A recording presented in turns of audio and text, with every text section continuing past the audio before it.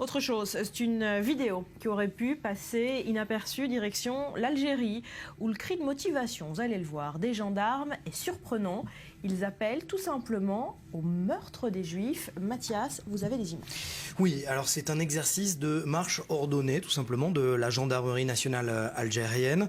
Et les gendarmes algériens utilisent tout simplement les Juifs comme moyen de se motiver, scandent, vous l'avez dit, des appels au meurtre, plus que des mots. Barbara, je vous propose tout simplement d'écouter un extrait.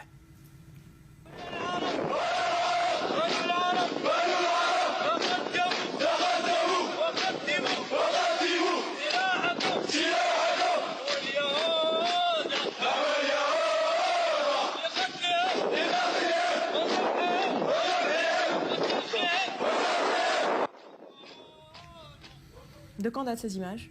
Du 1er novembre 2015. Et non, hors antenne, Julien me demandait s'il s'agissait d'une blague. Non, ce n'est pas une blague, c'est très sérieux.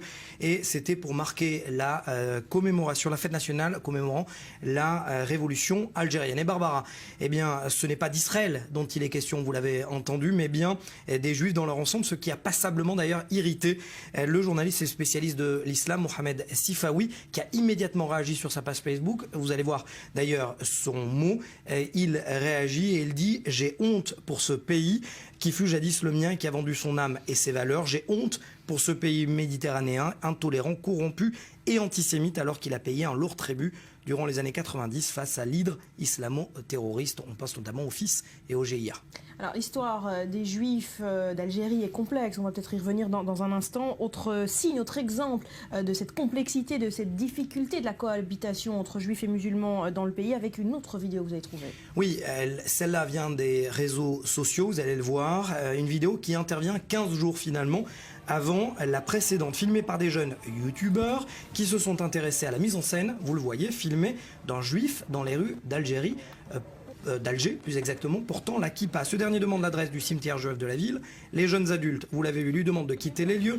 Les plus âgés l'ignorent et puis les plus jeunes, pire, le chassent en lui jetant des pierres. Un rappel d'histoire, vous l'avez dit, de la complexité entre juifs et arabes d'Algérie. Les juifs d'Algérie ont reçu la nationalité française après le décret Crémieux voté en 1870. Un sentiment de trahison est alors vécu par la communauté arabe. Des juifs ciblés, surtout chassés au cours de la guerre d'Algérie. Et cette question, sentiment nationaliste ou alors pur antisémitisme, la question reste toujours posée.